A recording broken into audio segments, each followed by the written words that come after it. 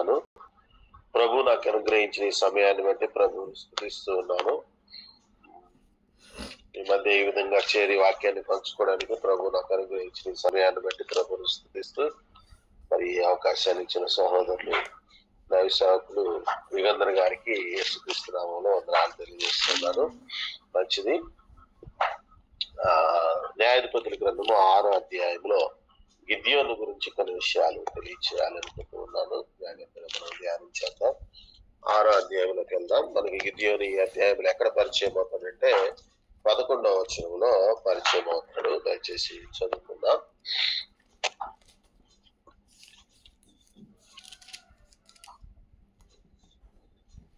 యెహోవా దూత వచ్చి అభియోజ్యుడైన యోవాషునకు కలిగిన ఒఫ్రాలోని మస్తకి వృక్షం కింద కూర్చుండెను. యోవాషు కుమారుని గిద్యోను మిద్యానీయులకు మరుగైనట్లుగా గానుగు చాటున గోధుమలను తలగొట్టుచుండగా యెహోవా దూత అతనికి కనపడి, పరాక్రమం గల బలాఢ్యుడా, యెహోవా నీకు తోడై ఉన్నాడని అతనితో అనగా, గిద్యోను చిత్తము నా ఏళ్ళవాడ, యెహోవా మాకు తోడై ఉండిన ఇదంతా మాకేలా సంభవించును. యెహోవా ఐగుప్తులో నుండి మమ్మల్ని రప్పించునని చెప్పుచు మా పితరులు మాకు వివరించిన అద్భుత కార్యములన్నీ ఏమాయను. యెహోవా మమ్మల్ని విడిచిపెట్టి మిద్యానీయుల చేతికి మమ్మల్ని అప్పగించినని అతనితో చెప్పారు. నేను దేవుని బిడ్డలారా మనం చాలా జాగ్రత్తగా గమనించాలి. ఇక్కడ గిద్యోను ఈ వచనములో మనకి పరిచయం అవుతున్నాడు. కానీ మనం ప్రభు ఆయనతో, లేకపోతే యెహోవా దూత ద్వారా ప్రభు ఆయనతో ఏం మాట్లాడుతున్నాడు అంటే, పరాక్రమం గల బలాఢ్యుడా అంటున్నాడు. కానీ ఆయనేమో పిరికివాడుగా గానుగు చాటున గోధుమలు దొల్లగొట్టుచున్నాడు. కొన్నిసార్లు మన ఆత్మీయ జీవితాలు ఎలా ఉంటుందంటే, మనం పొందుకున్న ప్రతిదీ ప్రభు నుండే పొందుకున్నాం. అది మనకు తెలుసు. మనం కూడా నోటితో చెప్తాం, నాకున్నదంతా ప్రభు ఇచ్చారు అని మనం చెప్తాం. కానీ మనకు తెలియకుండానే కొన్నిసార్లు మనం కూడా గిద్యోనికి లాగా పిరికి వారంగా ఉంటాం. మళ్ళీ ప్రభువే మనకు దాన్ని గుర్తు చేయాలన్నమాట. ఇక మనం గమనిస్తే పరాక్రమం గల బలాఢ్యుడా అని ఆయనతో ప్రభు మాట్లాడుతూ ఉన్నారు యెహోవా దూత ద్వారా. జాగ్రత్త. మనకు తెలియకుండా మనం కూడా కొన్నిసార్లు దేవుడు మనలో ఉంచిన తలాంతులు, దేవుడు మనలో ఉంచిన శక్తి, ఆ బలాన్ని మనం గ్రహించుకోలేని వారమై ఉంటాం మేము. అలా ఎప్పుడు ఉండకూడదు. సరే, ఇప్పుడు మనం ఇంకా కొన్ని విషయాలు చూద్దాం. యెహోవా దూత అతనితో మాట్లాడుతూ ఉన్నప్పుడు పరాక్రమం గల బలాఢ్యుడా అనగానే ఈయన కడుపులో ఎప్పటి నుంచో ఒక బాధ ఉంది. ఏంటి ఆ బాధ అంటే, వాళ్ళందరూ మిద్యానీయుల చేతికి అప్పగింపబడి ఉన్నారు కదా. కాబట్టి గిద్యోను ఒక మాట అడుగుతున్నాడు, ఒక ప్రశ్న వేస్తున్నాడు. ఏమంటాడంటే 13వ వచనంలో, చిత్తము నా ఏళ్ళవాడ, యెహోవా మాకు తోడై ఉండిన ఎడ్ల ఇదంతయు మాకేలా సంభవించను. యెహోవా ఐగుప్తులో నుండి మమ్మల్ని రప్పించనని చెప్పుచు మా పితరులు మాకు వివరించిన ఆయన అద్భుత కార్యములన్నీ ఏమాయను. ఈ విషయాన్ని మనం చాలా జాగ్రత్తగా చూద్దాం. మొదటి విషయం మీకు చెప్పాను కదా, కొన్నిసార్లు మనలో ఉన్న ప్రభు మనకిచ్చిన శక్తి సామర్థ్యాలను లేకపోతే తలాంతులు మనం మర్చిపోతాం. అలా ఎప్పుడు మర్చిపోకూడదు. రెండోది, యెహోవా నీకు తోడై ఉన్నాడు అన్న మాటను పట్టుకున్నాడు ఎవరు? గిద్యోను. నిజంగా మాకు తోడుగా ఉంటే ఆ దినము చేసిన అద్భుత కార్యాలు ఈ దినం దేవుడు ఎందుకు చేయలేకపోతున్నాడు అని గిద్యోను అడుగుతూ ఉన్నాడు. ప్రేమైన దేవుని బిడ్డలారా, ఈ వచనంలో చాలా విషయాలు ఉన్నాయి. జాగ్రత్తగా గమనిద్దాం. గిద్యోను ఏమంటాడంటే, మా పితరులు మాకు వివరించిన అద్భుత కార్యములన్నీ ఏమాయను అని ప్రశ్నిస్తున్నాడు. అంటే జరిగిపోయిన, లేకపోతే వాళ్ళ పితరుల కాలంలో జరిగిన విషయాలు వాళ్ళ పితరులు గిద్యోనుతో చెప్పారు, బాగానే ఉంది. మనం కూడా ఈ దినాల్లో గుర్తుపెట్టుకోవాల్సింది ఏంటంటే, మన పిల్లలకు మనం కేవలం అద్భుత కార్యాలు చెప్పే వారంగా ఉండకూడదు. గిద్యోనుతో వాళ్ళ పితరులు కేవలం అద్భుత కార్యాలు చెప్పారేమో, మిగతా చెప్పలేదేమో కదా. అందుకనే గిద్యోను ప్రభువుని, లేకపోతే యెహోవా దూతను ఆయన అడుగుతున్నాడు. ఏమని అడుగుతున్నాడు అంటే, ఆ అద్భుత కార్యాలు ఇప్పుడు ఎందుకు జరగట్లేదు? అప్పుడు జరిగినాయి, ఇప్పుడు ఎందుకు జరగట్లేదు? మా పితరులు మాతో చెప్పిన అద్భుత కార్యాలు ఏమైపోయినాయి అని ప్రశ్నిస్తూ ఉన్నాడు. దేవుడు మమ్మల్ని విడిచిపెట్టాడు అని అంటాడు. కానీ మీరు ఇంకో విషయాన్ని కూడా జ్ఞాపకం చేసుకోవాలి. ఇక్కడ ప్రభు ఆయనతో వ్యక్తిగతంగా మాట్లాడుతున్నాడు, కానీ ఆయన అందరికి చూడుతున్నాడు దాన్ని. మళ్ళీ ఆయన ఏమన్నాడంటే, యెహోవా నీకు తోడై ఉన్నాడు అన్నాడు. కానీ ఆయన ఏమంటున్నాడు? మమ్మల్ని అందరినీ విడిచిపెట్టేశాడు అని అంటున్నాడు. ఈ విషయాన్ని కూడా కాస్త జాగ్రత్తగా చూద్దాం. యెహోవా గిద్యోనుకు తోడుగా ఉన్నాడా లేదా అన్న విషయాన్ని మనం జాగ్రత్తగా పరీక్షిద్దాం. ఎందుకంటే దేవుడు ఒక మాట పలికాడంటే ఖచ్చితంగా అది జరిగి ఉంటుంది మన జీవితంలో. గిద్యోను దాన్ని గ్రహించుకోలేకపోతున్నాడు. దేవుడు అతనికి తోడుగా ఉన్నాడా లేడా అన్న విషయాన్ని. ఆయన అందరితో కలిపి ఏమంటున్నాడంటే మమ్మల్ని వదిలిపెట్టేశాడుగా అంటున్నాడు. కాబట్టి జాగ్రత్తగా గమనిద్దాం. ఇక్కడ రెండోది, ముందుగా మీకేం చెప్పానంటే ఆయనలో ఉన్న దేవుడు పెట్టిన బలాన్ని గ్రహించుకోలేకపోయాడు. రెండోది, వాళ్ళ పితరుల వల్ల ఆయన కొన్ని సత్యాలను తెలుసుకోలేకపోయాడు.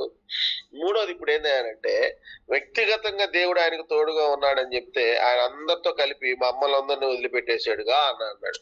వ్యక్తిగతంగా దేవుడు నిజంగా గిద్యోనుకు తోడుగా ఉన్నాడా లేదా అనేది చూద్దాం. ప్రేమిద్దారా మరలా మనం 6వ అధ్యాయము 1వ వచనానికి వస్తే అక్కడ ఏం రాయబడిందంటే, ఇశ్రాయేలీయులు యెహోవా దృష్టికి దోషులైనందున యెహోవా 7 ఏండ్లు వారిని మిద్యానీయులకు అప్పగించెను. 2వ వచనం కూడా చదువుతున్నాను. మిద్యానీయుల చేయి ఇశ్రాయేలు మీద హెచ్చాయను గనుక వారు మిద్యానీయులు ఎదుట నిలువలేక కొండల్లో ఉన్న వాగులను గొర్రెలను దుర్గములను తమకు సిద్ధపరచుకుని అని రాయబడి ఉంది. ప్రియమైన దేవుని బిడ్డలారా, దేవుడు ఎన్ని సంవత్సరాలు అప్పచెప్పాడు మిద్యానీయుల చేతికి ఇశ్రాయేలీని? 7 years.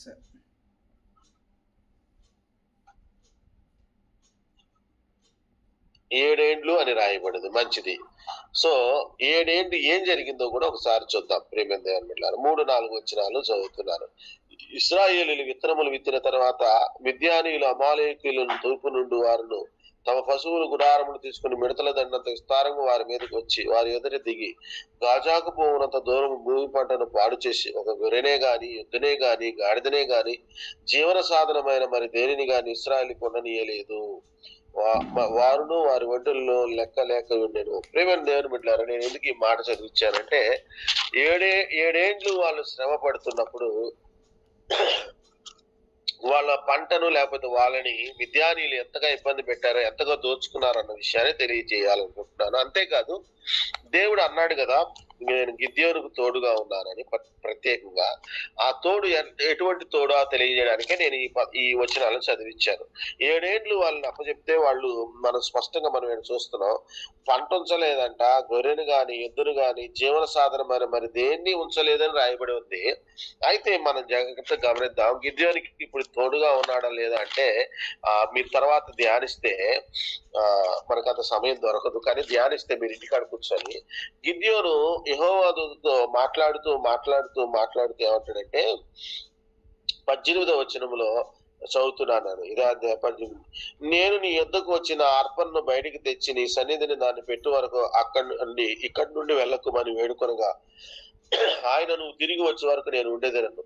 అప్పుడు గిద్యోను లోపలకు పోయి ఒక మేకపిల్లను తోమిడి పిండితో పొంగని భక్ష్యములు సిద్ధపరిచి ఆ మాంసమును గంపలో ఉంచి అది వండిన నీళ్లను కుండలో పోసి ఆయన కొరకు మస్తుకి వృక్షం కింద దాన్ని తీసుకుని వచ్చి దగ్గరగా ఉంచగా. ప్రియమైన దేవుని బిడ్డలారా, ఇక్కడ మనం ఏం గమనిస్తున్నాం? గిద్యోను ఏమంటున్నాడు, ఏం మాట్లాడుతున్నాడు? నేను నీ కొరకు అర్పణ తీసుకొచ్చేంత వరకు నువ్వు ఇక్కడే ఉండు, వెళ్ళిపోవద్దంటే ఆయన ఉంటానన్నాడు. సరే, గిద్యోను ఒక మేక పిల్లను తూమిడి పిండితో పొంగని భక్ష్యాలు చేశాడంట. మీకు ఏమైనా గ్రహింపుకి వస్తుందా? ఇక్కడ గిద్యోనుకు దేవుడు తోడుగా ఉన్నాడన్న దాన్ని గుర్తు చేస్తున్నాడు. 7 సంవత్సరాలు పంటను తీసుకెళ్లిపోయాడని రాశారు. జీవన సాధనమైన దాన్ని దేన్ని ఉంచలేదని రాశారు. కానీ గిద్యోని ఇంట్లో మేకపిల్ల ఉంది, గిద్యోని ఇంట్లో పిండి ఉంది. ఎక్కడి నుంచి వచ్చింది?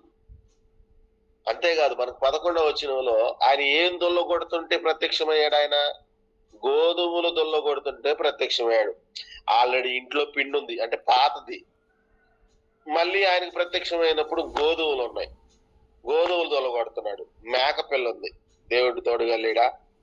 కొన్నిసార్లు మనం ఎలా ఉంటామంటే ఆయన తోడుగా ఉండి నడిపిస్తానే ఉంటాడులే, కానీ మనకు తెలియదు. మనం ఏమనుకుంటామంటే అందరితో కలిపేసుకుంటాం. మనం మమ్మల్ని వదిలిపెట్టేసాడు, మమ్మల్ని పట్టించుకోవట్లేదు. నిజం చెప్పండి ప్రియమైన దేవుని బిడ్డలారా, ఇక్కడ గమనించినట్లయితే గిద్యోనుకు దేవుడు తోడుగా ఉన్నాడు అన్న విషయాన్ని నేను మీకు తెలియజేస్తున్నాను, కొన్ని ఆధారాలు చూపిస్తున్నాను. అంతేకాదు, ప్రభు మెల్లిమెల్లిగా ఆయనతో మాట్లాడుతూ ఏమన్నాడంటే 25వ వచనం ఎవరైనా చదవగలుగుతారా?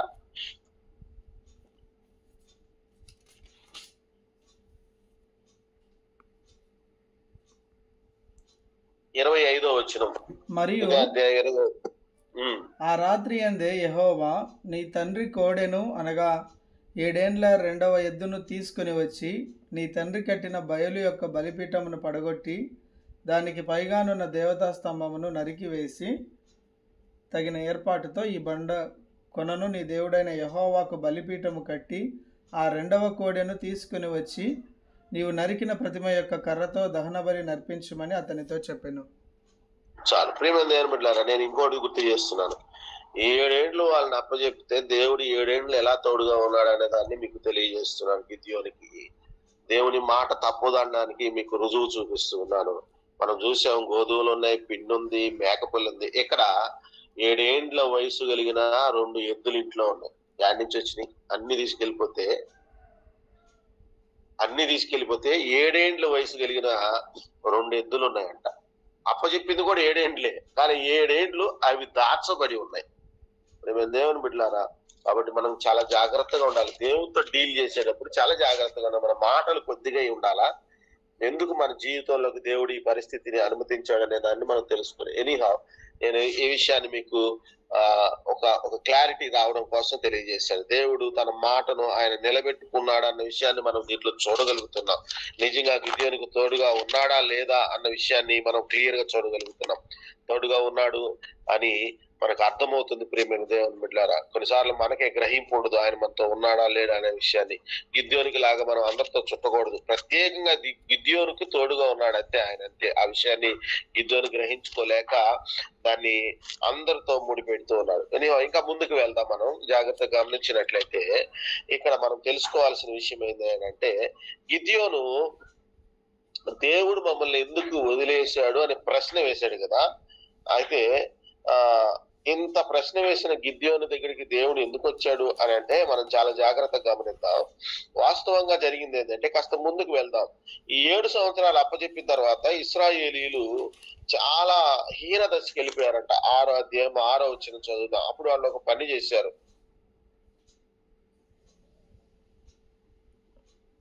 చదువుతారా? 6వ అధ్యాయం 6వ వచనం. దేశమును పాడు చేయుటకు వారు దానిలోనికి వచ్చిరి. ఇజ్రాయేలీయులు మిద్యానీయుల వలన మిక్కిలి హీనదశకి వచ్చినప్పుడు వారు యెహోవాకు మొర్రపెట్టిరి. సో వీళ్ళు మిక్కిలి హీన దశకు వచ్చినప్పుడు వారు దేవునికి మొరపెడితే దేవుడు ఒక ప్రవక్తను పంపించాడు. మనకి అర్థమవుతుంది. 7వ వచనం నుంచి 9వ వచనం వరకు క్లియర్ గా ఉందనుకుంటా. మన మిద్యానీయుల వాళ్ళ బాధను బట్టి ఇశ్రాయేలు యెహోవాకు మొరపెట్టగా యెహోవా ఇశ్రాయేలుకు ప్రవక్తను పంపిన అతని వారితో ఇలాగ ప్రకటించును, ఇశ్రాయేలు దేవుడని యెహోవా సెలవిచ్చినదేమనగా నేను ఐగుప్తులోని మిమ్మల్ని రప్పించి దాసుల గృహంలోని మిమ్మల్ని తోడుకుని వచ్చి అని ఆ వివరణ అంతా తెలియజేస్తూ ఉన్నాడు. ప్రియమైన దేవుని బిడ్డలారా, దేవుడు ఎందుకు వారిని చేయి విడిచిపెట్టాల్సి వచ్చిందో దేవుడు స్పష్టంగా వారితో తెలియజేశాడు ప్రవక్త ద్వారా. వీళ్ళు కూడా తెలుసుకోవాలనే కదా వచ్చింది. ఎవరి దగ్గరికి? అయ్యా మమ్మల్ని ఎందుకు వదిలేసావు, మమ్మల్ని ఎందుకు విడిచిపెట్టావు, మాకు చెప్పయ్యా అని తెలుసుకోవడానికి ఆసక్తితో వచ్చారు కదా. దేవుడు 10వ వచనం వరకు మాట్లాడిన తర్వాత కానీ వాళ్ళలో రెస్పాన్స్ కనపడలేదు. వాళ్ళలో తిరిగి దేవుడు మాతో మాట్లాడాడు, మా తప్పులు తెలియజేశాడు కాబట్టి మేము లోబడాలి, విధేయత చూపించాలనేది మళ్ళీ దేవునికి వాళ్ళలో ఎక్కడా కనపడలేదు. మళ్ళీ వెతుక్కున్నాడు ఆయన, ఎవరైనా ఉన్నారా అని. ఎదిగితే మళ్ళీ ఎవరు కనపడ్డారంటే ఆయనకి గిద్యోను కనపడ్డాడు. ప్రియమైన దేవుని బిడ్డలారా, ఈ గుంపులో అంటే దేవుని దగ్గరికి వెళ్ళి ప్రశ్నించి మాకు జవాబు ఇవ్వు అని గుంపులో గిద్యోను లేడు అని చెప్పడానికి నేను ఇది మీకు తెలియజేస్తా ఉన్నాను. దేవుడు మళ్ళీ ప్రత్యేకంగా గిద్యోను దగ్గరికి ఎందుకు వచ్చాడంటే, ఒకవేళ ఇశ్రాయేలు జనాంగం మమ్మల్ని మాకు ఈ స్థితి ఎందుకు వచ్చిందని వెళ్ళి ఒక గుంపుగా వెళ్ళి అడిగిన జనాంగంలో గిద్యోను ఉండుంటే యెహోవా దూత మళ్ళీ ప్రత్యక్షం అవ్వాల్సిన అవసరం ఉండేది కాదు. ఎందుకంటే ఆయనకి మెసేజ్ అందులో పూర్తిగా. రెండోది, ఆయన మళ్ళీ తిరిగి ఆ ప్రశ్న కూడా వేసి ఉండేవాడే కాదు. ఎందుకంటే అందరితో పాటు ఆయన వెళ్ళుంటే ఆడ ప్రవక్త ద్వారా జవాబు వచ్చినప్పుడు ఇంక మళ్ళీ గిద్యోను ప్రశ్నించాల్సిన అవసరం ఏముంది? లేనే లేదు. కాబట్టి ఎవరొస్తాడు కదా, నేను ఏమనుకుంటానంటే రారా అబ్బాయి వచ్చాడు, ప్రవక్త వచ్చాడు, మనకి జవాబు వస్తుంది, రారా నాయన పోదాం అనుకుంటే నేను ఊహించి చెప్తున్నాను. కుర్రోళ్ళు ఎలా ఉంటారంటే, ఏదైనా వాళ్ళు అనుకున్నది జరగలేదు అనుకో ఇంట్లో, మీరు పోండి, నాకేం అవసరం లేదు, మీరు వెళ్తున్నారుగా, మీరు పోయి తెలుసుకోండి, జరిగేది లేదు పెట్టేది లేదు, పోండి చేసుకోండి అని అంటారు కుర్రోళ్ళు, యవనస్తులు యొక్క స్వభావాలు ఇవి అనమాట. మేబీ ఆ ఉద్దేశంతో ఆయన వెళ్ళినా ఒరిగేదేమి లేదు, పెట్టేదేమి లేదు, పోండి మీరు అని ఆయన ఆగిపోయాడేమో. కానీ మనసులో ప్రశ్న మాత్రం అలాగే మిగిలిపోయింది. కానీ దేవుడు గిద్యోనులో గ్రహించింది ఏంటంటే ఆయనకు ఒక గొప్ప స్వభావం ఉంది. అందుకని మళ్ళీ ప్రత్యేకంగా గిద్యోను దగ్గరికి రావాల్సి వచ్చింది. గిద్యోనికి ఏంటంటే ఉండే స్వభావం తెలిస్తే ఖచ్చితంగా చేస్తాడు. దాన్ని నేను ఎలా చెప్పగలుగుతానంటే, విషయం తెలిస్తే వీళ్ళేం చేయాల. ఏం విషయం తెలిసింది? వాళ్ళు దేవుడు ఎందుకు అప్పచెప్పాల్సి వచ్చిందో ఆ విషయాన్ని దేవుడు ప్రవక్త ద్వారా తెలియజేస్తే వీళ్ళేం చేయలేదు, తిరిగి దాన్ని మానుకోవడానికి ఇష్టపడలేదు. కానీ గిద్యోన్ని గమనిద్దాం. గిద్యోనుతో దేవుడు మాట్లాడిన తర్వాత, తెలియజేసిన తర్వాత, ప్రియమైన దేవుని బిడ్డలారా, గిద్యోను తన ఇంటిలోనే జరగకూడని కార్యం జరుగుతుందని తెలియక దేవుడిని ప్రశ్నించాడు కదా. అవును కదా, దేవుడు మమ్మల్ని ఎందుకు వదిలేశాడు, దేవుడు ఎందుకు మమ్మల్ని విడిచిపెట్టాడని ప్రశ్నించాడు. కానీ పాపం తన ఇంట్లోనే ఒక కార్యం, జరగకూడని కార్యం జరుగుతుందన్న విషయం తనకు తెలియదు కదా. 25 వచ్చిన మరలా చదువుతాం. అక్కడ తన ఇంట్లో ఏం జరుగుతుంది అన్న విషయాన్ని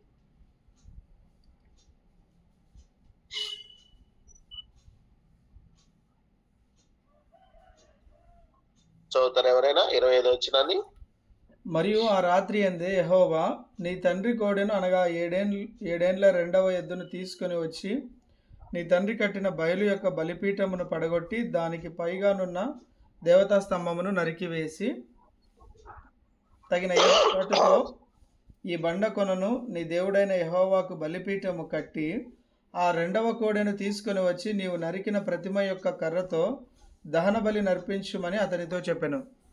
చాలు. ప్రియమైన దేవుని బిడ్డలారా, ఇక్కడ గమనిద్దాం. వాళ్ళ నాన్న కట్టిన బలిపీఠం. ఎవరు కట్టిన బలిపీఠం? తండ్రి కట్టిన, వాళ్ళ నాన్న కట్టిన బలిపీఠం. కానీ గిద్యోనికి తెలియదు పాపం. అది కట్టకూడని వాళ్ళ నాన్న కట్టాడు, అందువలన దేవుడు విడిచిపెట్టాడు అన్న విషయం గిద్యోనికి తెలియదు. కారణం ఏంటంటే, ప్రియమైన దేవుని బిడ్డలారా, జాగ్రత్తగా గమనిద్దాం. వాళ్ళ పితరులు లెక్కలో వాళ్ళ నాన్నగారు కూడా వస్తారు. వాళ్ళు ఎప్పుడో దేవుడిని వదిలేశారు. వాళ్ళు వదిలేయడానికి కూడా కొన్ని కారణాలు ఉన్నాయి. ప్రియమైన దేవుని బిడ్డలారా, వాళ్ళలో ఒక భయం వచ్చేసింది. ఆ దినాల్లో ఒక భయం ఉండేది. ఏంటంటే, ఇశ్రాయేలు ఏదైనా దేవుని దృష్టికి తప్పు చేసినప్పుడు, దేవుడు ఇట్లా శత్రువుల చేతికి అప్పగించినప్పుడు ఏం జరిగేది అంటే, శత్రువులు వచ్చి ఇశ్రాయేల్ మీద దాడి చేసి వాళ్ళ మీద పెత్తనం చేస్తా ఉన్నప్పుడు అల్లా ఇశ్రాయేల్ అనుకునే వాళ్ళంట, రే వీళ్ళు మన మీదకి రాగలిగారంటే వీళ్ళ దేవతకు కూడా ఏదో శక్తి ఉందిరా, లేకపోతే వీళ్ళు మన మీదకి వచ్చి ఎట్ట జయిస్తారు, వీళ్ళు మన మీదకి వచ్చి ఎట్ట గెలుస్తారు, వీళ్ళ దేవత కూడా దేవతరా, కాబట్టి ఈ దేవతకు కూడా మనం ఏం చేయొచ్చు, బలిపీఠం ఒకటి కట్టొచ్చు అని అనుకునేవాళ్ళంట. ఈ విషయాన్ని దేవుడు ముందుగానే ఎరిగి ముందుగానే చెప్పాడు. చదువుదాం ఒకసారి ఈ విషయాన్ని. దేవుడు వారితో ముందుగానే చెప్పాడా లేదా అన్న విషయాన్ని. ప్రవక్త వచ్చి వీళ్ళు గుంపుగా వెళ్ళి, ఇశ్రాయేలు ప్రజలు గుంపుగా వెళ్ళి అడిగినప్పుడు ప్రవక్త మాట్లాడాడు కదా, మిమ్మల్ని దేవుడు ఐగుప్తుల నుంచి తీసుకొచ్చాడు అని మాట్లాడుతూ ఆయన ఒక మాట అన్నాడు. చదువుతాం. 9వ వచనం నుంచి చదవండి. 9, 10 వచనాలు. ఐగుప్తీయుల చేతిలో నుండి మిమ్మల్ని బాధించిన వారందరి చేతిలో నుండి మిమ్మల్ని విడిపించి మీ ఎదుట నుండి వారిని తోలివేసి వారి దేశమును మీకు ఇచ్చి తిని మీ దేవుడైన యెహోవాను నేనే. మీరు అమోరీయుల దేశమున నివసించుచున్నారు, వారి దేవతలకు భయపడకుడి అని మీతో చెప్పి తిని గాని మీరు నా మాట వినకపోతిరి. భయపడ్డారు. అర్థమైంది. ఇప్పుడు వారి దేవతలకు భయపడద్దు అని అంటే వీళ్ళు ఏం చేశారంటే భయపడ్డారు. ఏదైనా మన మన మన పరిచర్యలో కూడా అక్కడక్కడ మనకి ఇట్లాంటి విశ్వాసులు తగులుతుంటారు. అయ్యా మరి వీళ్ళు అంటున్నారు మరి ఏమైనా తగులుద్దంటావా, జరిగిందంటావా అని అంటా ఉంటారు. ప్రియమైన దేవుని బిడ్డలారా, సో ఇట్లాంటి వాళ్ళు మనకి అనుజనుల మధ్య కనపడతా ఉంటారు. కానీ దేవుడు స్పష్టంగా తెలియజేసిన విషయాన్ని ఇశ్రాయేలు మరిచిపోయారు. వాళ్ళు ఏం చేశారంటే భయపడి, వాళ్ళ తప్పిదం వల్ల దేవుడు వారిని విడిచిపెట్టారు అన్న విషయాన్ని వదిలేసి శత్రువుల మీదకి వచ్చినప్పుడల్లా ఏమనుకున్నారంటే ఆ శత్రువు యొక్క దేవతకి ఏదో శక్తి ఉంది, బలం ఉందని దానికి బలిపీఠం కట్టడం ప్రారంభించారు. ఇది నిజమా కాదనేది కూడా నేను మీకు స్పష్టంగా చెప్తాను. ప్రవక్త చెప్పాడు. రెండోది, ఇప్పుడు మీతో ఏం చెప్పానంటే గిద్యోను వాళ్ళ ఫాదర్ కట్టాడు అని చెప్పాను కదా, అంటే ఆయన భయంతోనే కట్టాడా లేదా అనేది మీకు చెప్తాను. ఆయన భయంతోనే కట్టాడు. కానీ ప్రభు ఏమన్నాడంటే నువ్వు దాన్ని పడగొట్టేయమన్నాడు కదా. గిద్యోన్ని పడగొట్టేశాడు. ఎలా పడగొట్టాడు? 10 మంది కుర్రాళ్ళు వేసుకెళ్ళాడు గిద్యోను. దాన్ని పడగొట్టాడు. కానీ ఆయన పగల పడగొట్టకుండా రాత్రే పడగొట్టాడు ఆయన సీక్రెట్ గా వెళ్ళి. అయితే ఏం జరిగింది అంటే ఊర్లో వాళ్ళందరూ వచ్చారంట, పితరులు ఊర్లో వారందరూ. 27, 28 వచనాలు చదువుతాం. కాబట్టి గిద్యోను తన పనివారిలో 10 మందిని తీసుకొని వచ్చి యెహోవా తనతో చెప్పినట్లు చేసెను. అతడు తన పితరుల కుటుంబమునకును ఆ ఊరి వారికి భయపడినందున పగలు దానిని చేయలేక రాత్రి వేళ చేసెను. ఆ ఊరి వారు వేకువనే లేచినప్పుడు బయలు యొక్క బలిపీఠమును విరగగొట్టబడి ఉండెను. దానికి పైగానున్న దేవతా స్తంభమును పడద్రోయబడి ఉండెను. కట్టబడిన ఆ బలిపీఠం మీద ఆ 2వ ఎద్దు అర్పింపబడి ఉండెను. ఇంకా చదవండి అయ్యగారు, ఇంకా చదవండి. అప్పుడు వారు ఈ పని ఎవరు చేసినదని ఒకరితోనొకరు చెప్పుకొనుచు విచారణ చేసి వెదికి యోవాసు కుమారుడైన గిద్యోను ఆ పని చేసినట్టు తెలుసుకొనిరి. కాబట్టి ఆ ఊరి వారు, నీ కుమారుడు బయలు యొక్క బలిపీఠమును పడగొట్టి దానికి పైగానున్న దేవతా స్తంభమును పడద్రోసెను గనుక అతడు చావవెళ్ళను, వానిని బయటికి తెమ్మని యోవాసుతో చెప్పగా, యోవాసు తనకు ఎదురుగా నిలిచిన వారందరితో, మీరు బయలుపక్షమున వాదింతురా, మీరు వాని రక్షించుదురా? వాని పక్షముగా వాదించువాడు ఈ ప్రొద్దుననే చావవలెను. ఎవడో వాని బలిపీఠమును విరగగొట్టెను గనుక వాడు దేవత అయినందున తన పక్షమున తానే వాదించవచ్చును. ఒకడు చాలా ఇప్పుడు అర్థమైందా? ఆయనే కట్టాడు, ఆయన కుమారుడు పడగొడతాను, ఆయనలో కూడా ఒక ధైర్యం వచ్చేసింది. దాన్ని నేను ఎలా చెప్పగలుగుతానంటే, తెల్లారి పడగొట్టేసిన తర్వాత ఊర్లో వాళ్ళు, పితరులు, ఆయన బంధువులు అందరూ వచ్చి, ఏ అబ్బాయి మీ అబ్బాయి పడగొట్టాడని మాకు అర్థమైంది, అది ఇదని మాట్లాడుతుంటే, మీరంతా కట్టుకుని ఎందుకు వచ్చారా స్వాములారా? ఆయనలో ఒక రకమైన ఒక మంచి బలమైన ఇది వచ్చింది. ఏంటంటే పడగొట్టేసిన తర్వాత మా పుట్టోడు పడగొడితేనే ఇంతవరకు ఏం జరగలేదంటే అసలు దీంట్లో శక్తి ఏమీ లేదు, నేను అనవసరంగా ఇంతకాలం దీన్ని ఏమని నమ్మాను, దీంట్లో ఏదో బలమైన శక్తి ఉందని నమ్మాను, మా ఓడు రాత్రి నరికెత్తి తెల్లారి దాకా కూడా మా ఓడికి ఏం జరగలేదు. అందుకని ఆయన స్పష్టంగా అంటాడు, ఏమంటే మీరంతా ఎందుకు వచ్చారు, బయలుపక్షంగా మీరెందుకు వాదులాడతారు, అదే వాదించుకుంటది కదా అని అంటున్నాడు. అంతేకాదు ఆయన ఇంకో మాట కూడా అన్నాడు, అదే వాదించుకుంటది, అదే శిక్ష వేయాలనుకుంటే వేసుకుంటది కదా, ఎందుకు వచ్చారని. అర్థమైంది ఇప్పుడు? సో ఇది కూడా ఒక అపోహ వల్ల వాళ్ళ ఇంట్లో జరిగింది, ఆ యొక్క సమాజం మధ్య జరుగుతుంది ఏంటంటే తరతరాలుగా జరుగుతుంది ఏంటంటే దేవుడు వదిలిపెట్టేస్తే ఏదో చేసింది అని భయపడే జనాంగం. ఏదైనా కూడా చాలా మంది చేతపడులని మంత్రాలు అది చాలా మంది అడుగుతా ఉంటారు, చెప్పుకుంటా ఉంటారు, చేసుకుంటా ఉంటారు. తరచుగా నాకు ఆ మధ్యకాలంలో ఒక తమ్ముడు ఎదురయ్యాడు. తుని వెళ్తున్నాను నేను, తుని నుంచి అడవిలోకి వెళ్ళాలి. ఆ తమ్ముడు తెల్లవారుజాము, ఆ రోజు అమావాస్య, తెల్లవారుజామున నన్ను 2:30కి తునిలో రిసీవ్ చేసుకుని బండి మీద వెళ్తున్నాం. మేము బండి మీద వెళ్తుంటే వాడు వంకర టింకరగా నడుపుతున్నాడు బండి. ఇంద్రయుడు వంకర టింకర నడుపుతున్నాడు, కుర్రాడు కదా, కొద్దిగా స్టైల్ గా నడుపుతున్నాడు. ఎవరు బాబా నాకు కింద పడ్డా, నాకు షుగర్ ఉంది నాయన, కొద్దిగా వయసు మీద పడింది, కింద పడేసేవాడు కాళ్ళు ఇరిగి, ఎందుకు నాయన మామూలుగా నడుపంటే, కాదయ్య గారు అవి పెట్టున్నారు అయ్య గారు అంటున్నాడు. ఏం పెట్టున్నారు అంటే మూటలు పెట్టున్నాయి ఎర్రగా చేతపడి చేసి సంథింగ్. వాడిని పెట్టున్నాడు అయ్య గారు, ఏమైనా జరుగుద్ది, ఏమైనా భయం వేస్తుంది అయ్య గారు, అందుకని నేను తిప్పుతున్నాను అయ్య గారు అని అన్నాడు. అప్పుడు నేను ఏమన్నా అంటే, వాళ్ళు ఏం చేసి పెట్టారు నాకు తెలియదు, నువ్వేమైనా చేసావంటరా అన్నా నేను వాటితో. దేవుని పెట్టారు అంతే కదా, వాటికి మన మీద అధికారం ఏడుంది.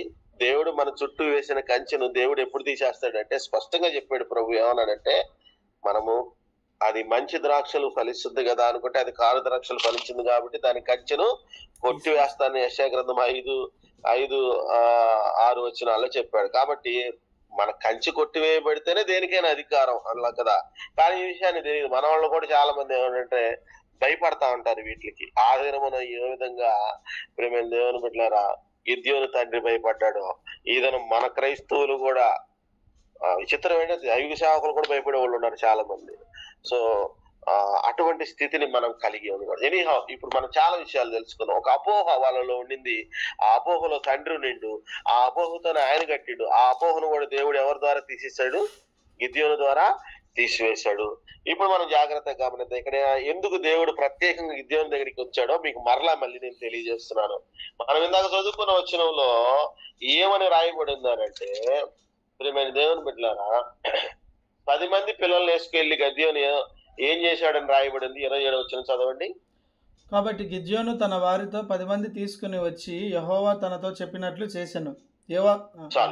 చాలా గారు సో గిద్యోను చెప్పితే చేసేవాడు, తనతో చెప్పినట్లు చేయగలిగిన శక్తి సామర్థ్యాలు అతని దగ్గర ఉన్నాయి.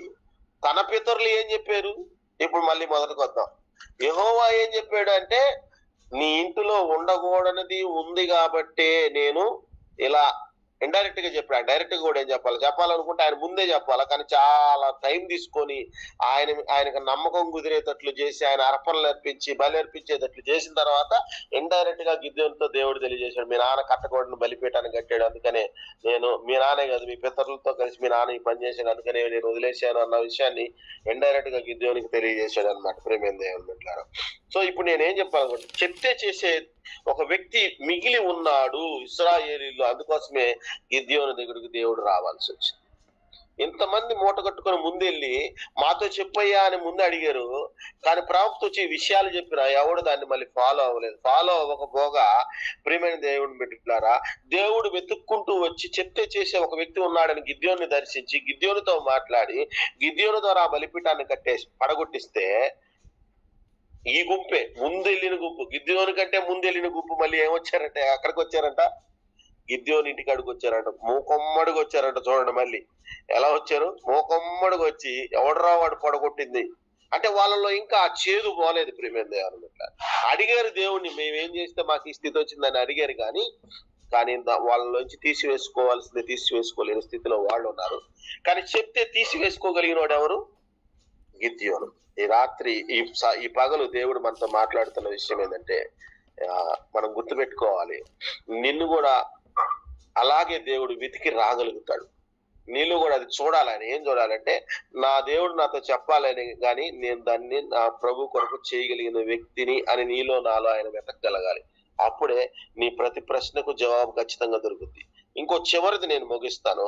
గిద్యోనుకి దేవుని మీద వ్యతిరేకమైన మనసు రావడానికి కారకులు ఎవరంటే పితరులే. గిద్యోను ఆ వచనంలో 13వ వచనంలో దేవుని ప్రశ్నించడానికి కారకులు ఎవరంటే పితరులే.